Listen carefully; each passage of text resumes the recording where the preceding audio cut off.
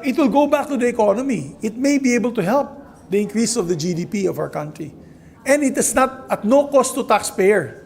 Kasi yan po ay it will be taken from the big corporations and companies and MSMEs.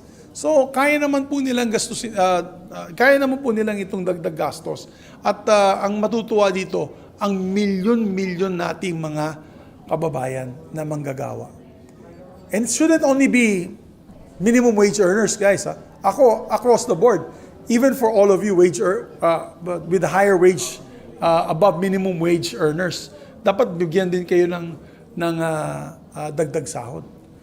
Alam mo, binanggit ko nga sa hearing ng DBCC, binanggit ko lahat ng malalaking kumpanya, Ayala Corp, Aboitiz Equity, PLDT,